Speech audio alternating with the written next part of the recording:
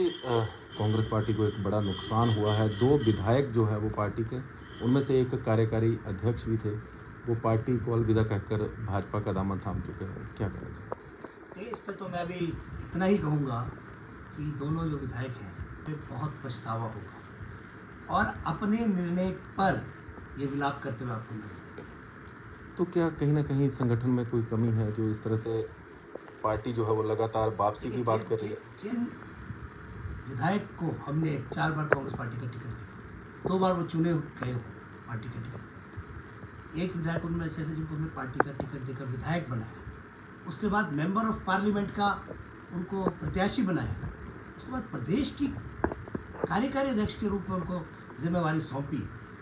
तो इससे ज़्यादा मान सम्मान इज्जत मैं नहीं समझता हूँ कि किसी को दी जा सकती है। तो कांग्रेस पार्टी ने दोनों विधायकों को पूरा सम्मान दिया, परंतु इनके आ जाएगा कुछ वक्त में सामने कि इन्होंने किस डर से, किस लोभ से, किस सत्ता के लालच से या किन्हीं और कारणों से जो है पार्टी की पीठ में छुरा घोंपा है। तो मैं आपको बताना चाहता हूँ कि हिमाचल प्रदेश में दल बदलों के सहारे पे सरकारें नहीं बनती। सरकार जो हिमाचल प्रदेश की जनता बनाएगी और उन्होंने तय कर लिया है अवाम ने, हिमाचल प्रदेश में कांग्रेस की सरकार बनेगी।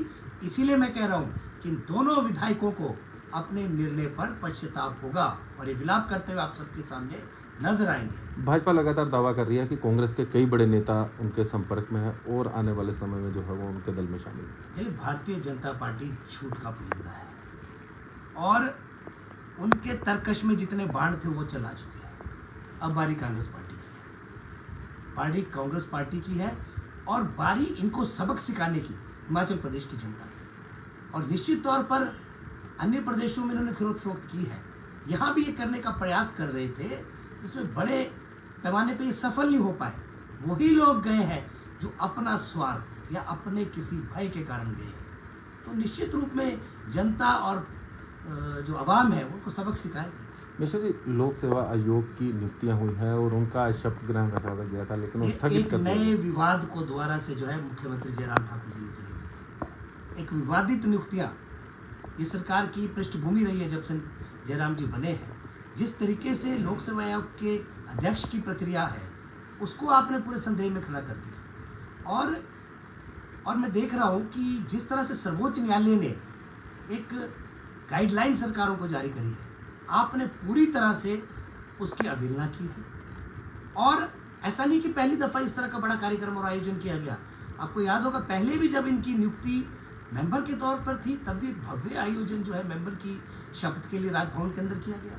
तो आज एक जयराम जी ने नए विवाद को जन्म दिया है, एक विवादित फैसला लेकर सुप्रीम कोर्ट की गाइडलाइनों की अवहेलना करके। ये तो इंटरवीन ना होता, आप देखिए कि 6 बजे रात को सब सुप्रीम कोर्ट ने कहा है कि आप इस तरह की नियुक्तियां जो है उसको एक जो है पैनल बनाकर एक सिलेक्शन कमेटी बनाएंगे, प्रॉपर उसको एडवर्टाइज करेंगे। तो आपने सारे नियमों को दरकिनार करके, नियमों को ताक पे रख के ये नियुक्तियां की है। और उसके अलावा आप जिस तरह से, मैं देख रहा हूँ सोशल मीडिया के ऊपर कई लोगों ने कहा है कि विपक्ष के नेता कहाँ थे उस वक्त। तो मैं उनको बताना चाहता हूँ कि ये नियुक्ति सिर्फ और सिर्फ भारतीय जनता पार्टी के द्वारा की गई नियुक्ति है, ठाकुर जयराम के द्वारा की गई नियुक्ति है। क्योंकि ये ऐसी कमेटी नहीं है इंफॉर्मेशन कमिश्नर की तरह या लोकायुक्त की नियुक्ति की तरह, जिसमें कि लीडर ऑफ अपोजिशन भी मैंडेटरी है कि उनको उस बैठक में आना है और उनकी राय उसमें जानी जाती है। इस तरह की नियुक्ति नहीं है। ये केवल और केवल भारतीय जनता पार्टी और जयराम ठाकुर द्वारा की गई नियुक्ति है, जिसका हम जो है हम इसकी आलोचना करते हैं। इसलिए करते हैं कि आप क्यों आप कायदे कानून को एक शख्स के लिए बार बार जो है ताक पर रख रहे हैं। और जब किसी ने हिमाचल के मुख्य न्यायाधीश को रात को मेल करी कि 6 बजे रात को ये गलत फैसला लिया गया है और ये नियमों को ताक पे रख के लिया गया है और कल सुबह एक भव्य फंक्शन जो है राजभवन के अंदर होने जा रहा है, तो आप इसमें इंटरवीन कीजिए। उसके बाद जो है मुख्य न्यायाधीश और जो है हमारे महामहिम राज्यपाल का कार्यालय है वो हरकत में आया, तब जाके ये जो है मामला रद्द हुआ और ये शपथ ग्रहण का मामला जो है स्थगित करना पड़ा, उसको रद्द करना पड़ा। तो इस तरह के विवादित फैसले भाजपा की आदत बन गई है, इस सरकार की आदत बन गई है कि वो नियमों को नहीं मानते।